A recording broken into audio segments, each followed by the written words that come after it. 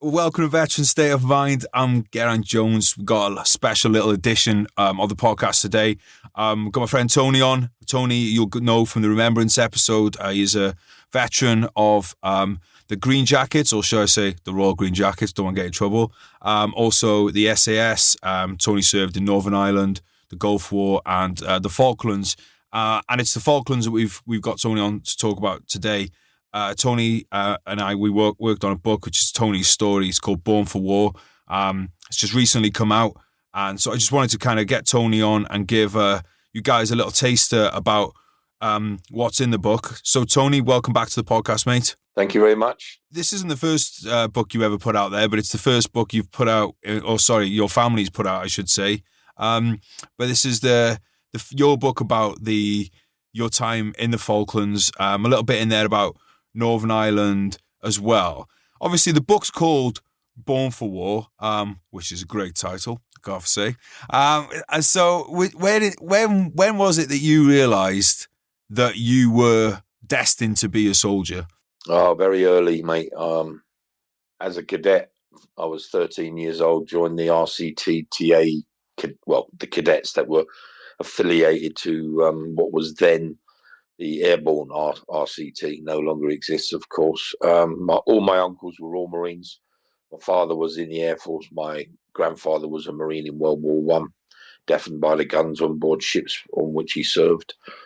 And my uncle Ray, in particular, was the guy behind me going into the military. You know, he would beast me every time I would go down to the forest, being an all ex-gypsy background. You know, he was all over me. So from the age of 13, that was it. I knew I was signing up. And once I was in the regiment, in the Jackets, I knew I was heading to Hereford in a very short period of time. Was there ever anything in your mind other than infantry and then SAS? No, absolutely not. What is it that you think was the draw for you towards that kind of line of work? I like the camaraderie. You know, I was particularly into the Northern Ireland situation from 69 onwards to 96, I think, or 92, whatever it was. So I was watching the news every night, wishing I was there banging heads. You know, that was it. Mainly the outside life and the camaraderie, weapons, and, you know, running amok over the hills of Aldershot and Brecon. We won't go into it now because I don't want to give everything away in the book, but I know, because we do have some lads listening, they're always saying to me, can we get more Northern Ireland stories on here? There's a really interesting story in the book about Bernadette Devlin, who's a bit of a friend of yours, isn't she? Oh, I love her. we talk regularly. So anyone who's interested in that side of things, check that out. So Tony, let's talk about the Falklands then. So you were a member of D Squadron at that time, right? Yeah, D Squadron Air Troop. I was a trooper when I went down, promoted to the dizzy rank of Lance Corporal on the way down. How did you feel when it was announced that the Falklands War was kicking off? Yeah, I mean, like the rest of the nation, I didn't have any idea where the Falklands were and why was Argentina invading Scotland, basically, until it became clear after the BBC reported on, you know, April 1st invasion. And I was all for it. You know, it was a worthy cause. It was a righteous cause. You know, the Falkland Islanders were British. They'd been invaded by the Spaniards, not for the first time. And I felt it was our duty to get down there and help win it back. So when you went down there, you had a bit of a different kind of experience than like a lot of the troops going down there, because you got flown down to Ascension first, didn't you? And then you kind of bounced around the fleet a lot more than most people would have. We basically hitchhiked from Ascension all the way down south to South Georgia without any real orders. I mean, Colonel Mike Rose basically said to Cedric Dells, the squadron commander, get going and you'll get your orders later, which ended up as op parakeet for the retaking of South Georgia, by which time we crossed deck from an RFA, Fort Austin, to HMS Antrim, and then my troop across to HMS Endurance, the little Arctic survey ship, which sadly is no longer. We replaced Mountain Troop on that. They were called back to Antrim in order to do the infiltration onto Fortuna Galicia, Shackleton's old route, when he was trying to rescue his stuck ship, which, by the way, I don't know if you know, it has been found in the Antarctic now. Yeah, is that the Endurance? Yes, it was the Endurance. Yeah. Yeah, so I saw that pop up recently, which kind of blows my mind. I can't even find my wallet most of the time. Immaculate condition as well. Amazing. Yeah, pretty mental, mate. So, there's one raid input or one mission in particular that I want to talk about tonight, because obviously you were involved in quite a lot of different parts of the conflict. But something that a lot of people have probably heard about, maybe our American listeners not so much, is the Pebble Island raid. Can you talk us through about how, like, what was the reasoning behind the raid and how it came about? Again, Rose and Dells were very keen to get us blooded. We had, to that date, obviously successfully taken South Georgia without a shot being fired. So that was a kudos for Maggie at the time. She needed that. So they concocted a story, and it was a concoction, that there was a radar on Pebble Island which monitored the entrance to San Carlos, which was key for the landings, of course. It was completely fictitious.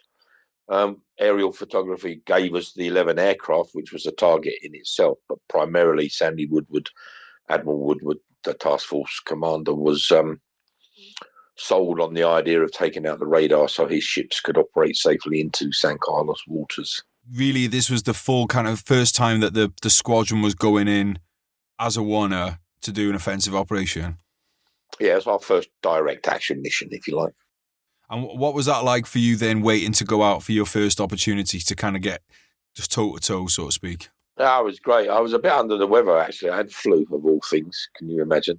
So being a medic, I had to bed myself down for 24 hours in the air-conditioned medical wardroom on board, because I was not going to miss the show.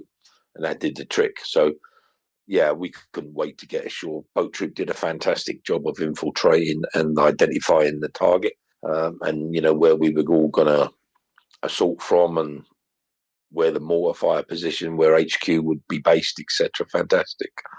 So we just couldn't wait. So what was air troops' role during the attack?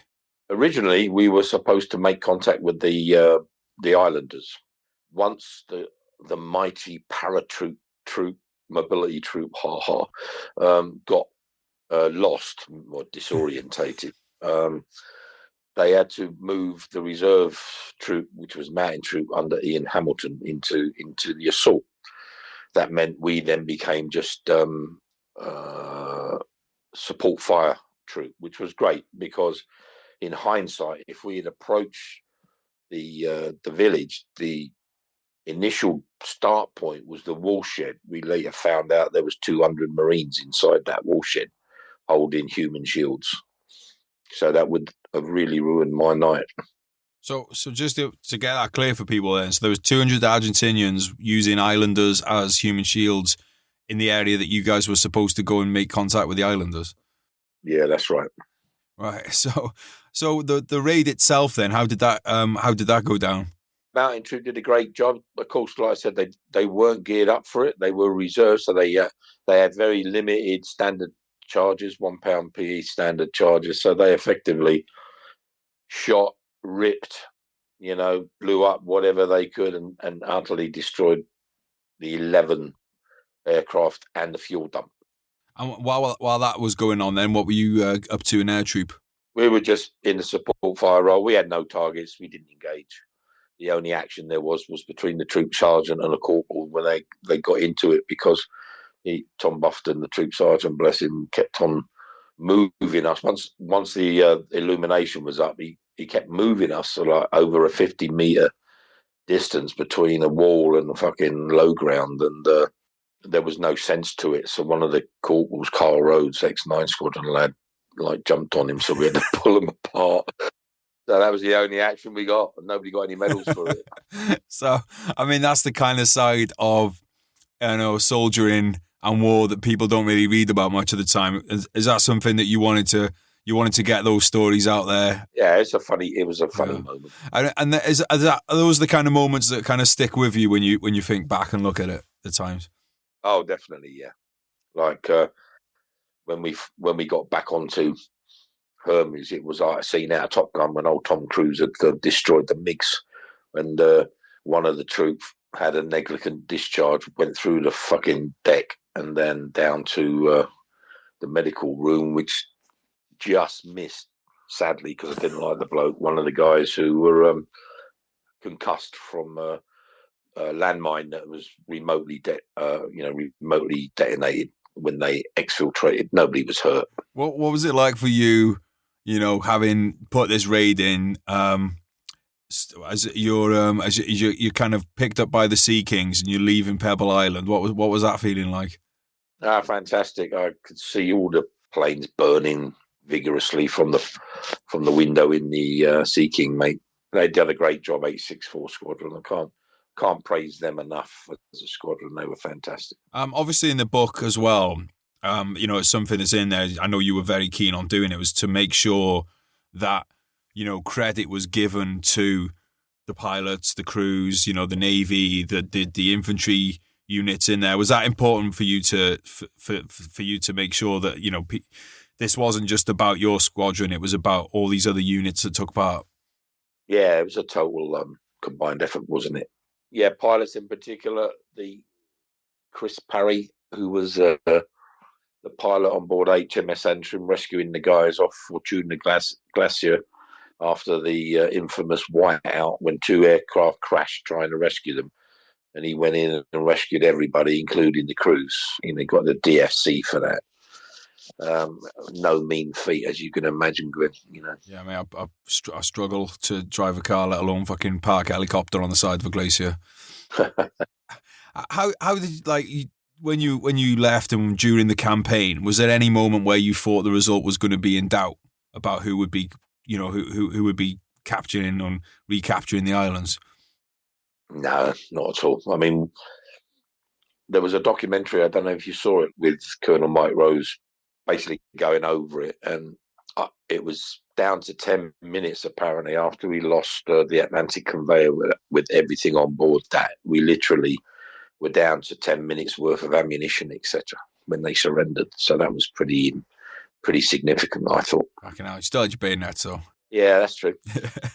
I mean, I know you're a fan of running ahead, and again, people have to read about this, but I know you're a fan of running ahead of everybody into position, so you'd be all right on that one.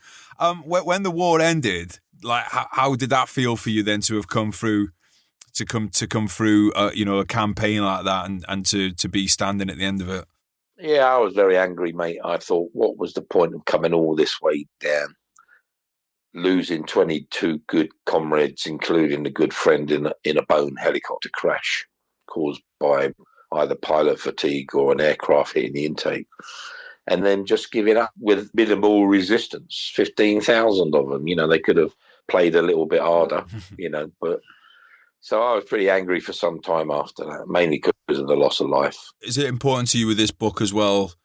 Was one of the reasons to it you know, to kind of keep the memory, you know, keep younger generations understanding about those blokes? Yeah, absolutely. I think younger generations, obviously, we've gone through Iraq and Afghanistan now, so we've got well-blooded, experienced troops. But I believe, you know, conflict keeps it alive. You know, you learn by your mistakes. Yeah, absolutely, mate. And I mean, it was a real pleasure for me to work on a book, because I do think, you know, I'm not a spring chicken now, but, you know, it's because we've had these conflicts happening in our own time. You don't necessarily learn. You learn about the old ones like the First World War, Second World War, but the ones that are a bit closer seem to like fall through the cracks a bit. And so I really think this is an important year. We're going to be doing more on the podcast to get this out on the social media and for people to understand more about this, because I really do think we kind of just take it for granted that the Falklands were taken back. But when we did this book together, mate, and I was looking at it and I was just like, You know, like you're telling me about all this logistics that's going on, and you're telling me about all these different moving parts and how, Yeah. I was amazed. You were telling me like, oh, and then this ship sank, and then that ship sank, and I'm like, fucking hell, what? How many ships did we fucking lose down there? And it was, it was a real slog in literally, as in like the conditions that you guys were in and stuff. I mean, like, what kind of conditions are we even talking about here? Like, could you just tell people what it was like living out there? Yes, it was rough. There was no snow on the ground, thankfully, not where we were. The mountains weren't high enough. Obviously, there was on South Georgia, but not on the Falklands Islands, east and west. It was the wind, mate. Constant wind. You couldn't get out of it no matter what you tried to do. You'd get in a gully or behind rocks on Mount Kent. The wind was constant. You always had to have your woolly hat on. Not allowed to wear your hood up, of course, being a good SAS trooper, in case the enemy crept up on you, which they tried to on occasion. But just the wind, and then getting bloody trench foot at the end of it all, thanks to a kind-hearted lady who let me sit in her front room the night I took two guys in after the final assault on an oil refinery, which was a totally ridiculous waste of time. Luckily, we didn't lose anybody. And then I got back on board RFA Lancelot to find I had bloody trench foot, and there's me like a prat hobbling around on my knees for about a week after. Yeah. So that wasn't probably not your favourite memory, but is there like a favourite memory that sticks out to you about your time down there? Pebble Island, of course. Yeah, Pebble Island, mate. That was the bit. It was that classic David Sterling raid from North Africa, wasn't it? Yeah, 100%. I mean, it was just that kind of textbook special forces raid. Go in, smash the fucking enemy, leave a bunch of burning wreckage behind, and go back home for your Top Gun moment. That's it. Yeah. Well, Tony, thanks for coming on, mate. It's good to catch up with you, and we'll catch up again soon. And anyone out there that reads the book, anyone that wants to get in touch with Tony, anyone that's got messages to pass on after you read the book, then feel free to get in touch with me, and I'll pass them on. But it's good to catch up with you, mate, and I'll speak to you soon. Yeah, all the best, mate. So, guys, thanks so much for listening today. Like I said, it was an absolute honour to work on a book with Tony. I gotta be honest, I consider myself pretty good on the old military history, but there was a real blind spot in my knowledge with the Falklands campaign. Tony was just saying how he was confident that it was going to be won, but when you actually look at what happened down there, I mean, it really was fucking close. The amount of ships that were lost, the amount of the helicopters that were lost, men that were lost. We're talking guys fighting in the rocks, but with the fucking bayonet, grenade in positions, bayoneting fucking enemy.